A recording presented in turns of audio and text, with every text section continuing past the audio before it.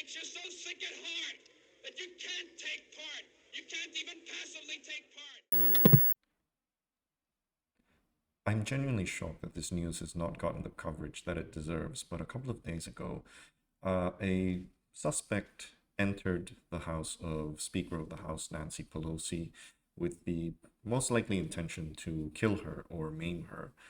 And in the event, Nancy Pelosi was not there, but her husband was, and he was attacked with a hammer by the suspect before eventually police arrested him.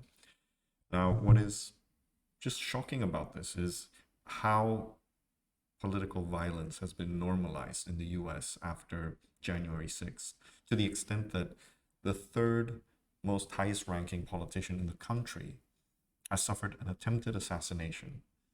And there's just minimal coverage. This is insane. This is absolutely insane. But that's not the subject of this video. The subject of this video is who the suspect was apparently a fan of, and it should not be a surprise because you've probably already heard of it on Twitter or elsewhere. He was a Jimmy Dore fan. Surprise, surprise. So let's look at who this individual is, a guy called David DePape. So, looks like a guy who'd probably break into your house, I guess. He is, 42-year-old David DePape, who is part of a nudist advocacy group in San Francisco's Castro district. Okay. He's also known around Berkeley as a pro-nudity activist. He has picketed naked at protests against laws requiring people to be clothed in public. Sounds a bit keto-ish, especially if he's around Berkeley, where there's a lot of young women. According to his stepfather, David DePape was born and raised in Powell River, British Columbia, so Canadian. Gene DePape's stepfather and Mark DePape uncle told CNN that Dave DePape moved to California around 20 years ago to pursue a romantic relationship. He has since become distanced from his family. So I'm getting some very incel-ish vibes, to be honest. I don't know about you guys. His target was Nancy Pelosi, sources told the Associated Press. DePape shouted, "Where is Nancy?" before he violently attacked Speaker's 82-year-old husband, Paul Pelosi. David DePape will be charged with attempted homicide, assault with deadly weapon, burglary, elder abuse, and other felonies. Yeah, he's pretty screwed. Deservedly so.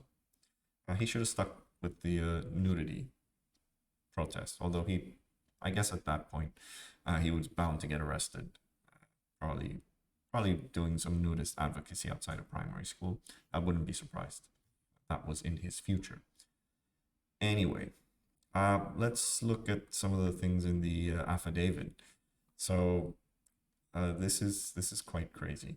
DePape stated that he was going to hold Nancy hostage and talk to her. If Nancy were to tell DePape the truth, okay, we're getting now into conspiracy language, he would let her go, and if she lied, he was going to break her kneecaps. DePape was certain that Nancy would not have told the truth. In the course of the interview, DePape articulated he viewed Nancy as the leader of the pack of lies told by the Democratic Party. Again, who is this reminding you of? DePape also explained that by breaking Nancy's kneecaps, she would then have to be wheeled into Congress, which would show other members of Congress there were consequences to actions. DePape also explained generally that he wanted to use Nancy to lure another individual to DePape. AOC. I would not be surprised. Yeah, I mean, the irony is that I think a lot of people would have sympathy for Nancy Pelosi if that had actually happened to her. I mean, if she had been essentially maimed and had to use a wheelchair for the rest of her life, I think that would be a massive boost. Like, a lot of people would forget that she is admittedly a very incompetent and useless politician. I have nothing positive to say about her as a politician. Obviously, she does not deserve to be, killed or maimed in this way. But yeah, this probably would have gotten her much more sympathy than anything else. I don't think people would see Pelosi in a wheelchair and think, oh, this is what happens if I don't, fight the establishment. So if anything, I think they would double down on kind of agreeing with her views. DePape stated that he broke into the house through a glass door, yada, yada, yada. DePape stated Pelosi was in bed and appeared surprised by DePape. Told Pelosi to wake. Oh, so this is the husband, not Nancy. Yeah. This is all irrelevant at this point. Yeah, so Jimmy Dore, as it turns out, he was a fan of quite, according to this tweet. So I tried to go into his, I think this was his website, but it's no longer online, as far as I know. Suspect in attack on Paul Pelosi seems to be a fan of seemingly pro-Putin, pro-Assad YouTube conspiracy theorist named Jimmy Dore and anti-Semitic. One of his recent posts says that the war in Ukraine will make it easier for the Jews to buy up the land.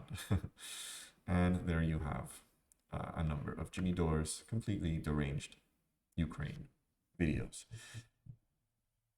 Not surprised. Not surprised at all. Now, this tweet was taken down, and I don't really know why. And Jimmy Dore responded to this tweet. I'm going to show you his response, but this tweet was deleted. And I'm genuinely wondering if it received just an amount of vitriol from Jimmy Dore's deranged and depraved fan base. But this was the original thread. So this is the stuff that he was posting. A screenshot of an anti-Semitic video the suspect in attack on Paul Pelosi posted 3 days ago with the caption, "There's some pretty sick Jewing going on. If true, bomb the country into shit so the residents leave, buy the land up for cheap, then pay to have it all rebuilt." Yeah, this is just complete anti-Semitic. Same post has another pro-Putin propagandist Jimmy Dore video blaming the West for Russia's war on Ukraine. And oh, Chomsky's there. See, this is why I find this discourse, the Chomskyite discourse, so just horrendously tone deaf. It feeds into, it's a discourse that is accepted without question by a lot of very stupid people on the left. And it's very stupid people that subsequently just find their ways into the right.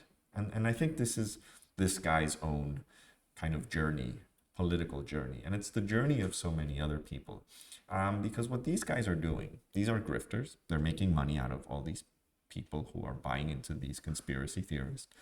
They are grifters who what they're doing is they want you to vote right. They want you to vote Republican. That is the grift. It may have started as like a genuinely honest hatred of the liberal centrist establishment. And as those of you who follow my channel know that I am not a fan in the least of the liberal centrist establishment. I hate centrist with a passion. But I mean, if you're not smart enough to have any sort of nuance to things and realize that, you know, as leftists, it is possible to obtain some change with a lot of struggle and with a lot of failures as well under liberal centrism, whereas change is impossible under fascism, just absolutely impossible. So just on that basis alone, you sometimes have to swallow your pride and vote for the lesser evil. This is not hard, I think, you know, for the reasons that it should not have been hard to decide between Hillary Clinton and Trump back in 2016, as awful as Hillary was. But yeah, when all you listen to is a guy like Chomsky, who all his discourse is telling you just how bad the US is, just how bad the West is, just how bad NATO is, you end up just hating these people more than you end up hating a country like Russia, which is doing everything that, for example, leftists hate Israel doing to Palestinians. Russia is doing it to Ukraine, and they're okay with it for the simple reason that Ukraine is siding with the West and the West is supporting it. So that's why this discourse is so dangerous. And I think it doesn't deserve even the slightest bit of tolerance. And my issue with a lot of leftist commentators is that because they see Chomsky as this sacred cow on the left, there is a complete reluctance to criticize him in any way. And this is the attitude that I've seen taken by people like Nathan Robinson, Ben Burgess. And I think it's sickening because it's essentially giving in to a lot of arguments, you know, pro-Kremlin arguments. even if they're not as expressed as, deranged in such a deranged manner as Jimmy Dore would say them. Because I mean, he has Max Blumenthal and Aaron Mate, and these are all complete Putinite. Like there's no question whatsoever. But yeah, yeah. So yeah, Jimmy Dore. Suspect on October 19th implored Trump to make Tulsi Gabbard his VP nominee. Of course, he's a Tulsi Gabbard fan. Of course, he is. Suspect on the same day last week urged Trump to take, same one, posted a photo of a gas chamber. Jesus Christ, this guy is insane. Post about Kanye West and make several overtly anti-Semitic posts, including about Auschwitz gas chambers, blaming Jews for the war in Ukraine, and also urging Trump to run with Tulsi Gabbard. Yeah, some posts reference red pill. Is that QAnon? Well, not necessarily QAnon. It's just the red. I mean, the red pill is an alt-right meme. It's the supposedly take the red pill and you're enlightened about how the world really works. Yeah, that is crazy. So how does Jimmy Dore respond to this? Now, if I was Jimmy Dore, if I was, had any slight bit of empathy for anything or anyone, I would just have remained silent. But of course, that's not what he does. So I think this is a response to the original tweet, the one that was deleted. And I recall because I saw this before it was deleted. I confess, right after I blew up the Nord Stream pipeline, I engineered an attack on Pelosi's husband. Yes, I am very powerful. I'm surprised the establishment doesn't try being nicer to me, since I'm controlling most things from my garage. This is really funny because you know how Jimmy Dore loves saying that, the establishment is afraid of him, and they're afraid of all these other grifters in this ecosystem, when really no one fucking knows what Jimmy Dore is. I mean, this is probably the first time that a lot of liberal centrists who are following, or as he calls them, shit libs, find out who Jimmy Dore is, because otherwise he's completely meaningless. But in a way, he's not, because now I don't know what the causal effect is here. Whether this guy was already pretty radicalized and found Jimmy Dore, and basically Jimmy Dore said the things that he wanted to hear. So in this case, I think he was already pretty insane. Or whether he started watching Jimmy Dore. Maybe he was a leftist, started watching Jimmy Dore, and then Jimmy Dore radicalized him. I don't know which of the two is the case. But in a practical sense, it doesn't really matter. What matters is that these are the people that Jimmy Dore is cultivating. This is his new fan base. It's not real leftists. It's people who are now inclined to support the right on many different issues. So remember, the last couple of years has just been a kind of pathway towards people to vote Republican. So first it was with the COVID conspiracy theories and the opposition to mandates. And, the GOP is the only party that really cares about, COVID freedoms, right? Now the GOP is the real anti-war party. It's all these things that are going to make former leftists end up voting Republican. Because they see they're painting the Republican Party as the only party that, at least on this issue, that is one of their key issues, is actually more to the left than the Democratic Party. That's the grift in a nutshell. So yeah, pretty tone deaf response. And here's another one. No way is it true that Paul Pelosi was paying for gay sex and it went bad. This happened because I do videos criticizing the Democrats for their transparent corruption, not because Paul Pelosi is an alcoholic druggie who got attacked by a gay sex partner. So again, he's fueling conspiracy theories on why this attack happened. Conspiracy theories that I should add that even Elon Musk, because he tweeted something of like, maybe we should, listen to this alternative theory. I mean, this is insane. Like, the new owner of Twitter is basically spreading conspiracy theories less than a week after becoming the chief twit.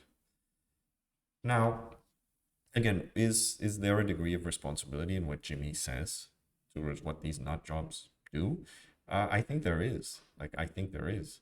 And one of the a leftist on Twitter known as Jeff, he's the guy behind the G-Hive conspiracy theory, posted this. And this was back in the, I mean, I remember covering this in a very old video from last year. This was from the Medicare for All march, where all these grifters made their little, you know, marches where there was like 24 people attending, and then complained that the squad didn't go. And then the one squad member that went, which was Cory Bush, was just like received with a hail of abuse.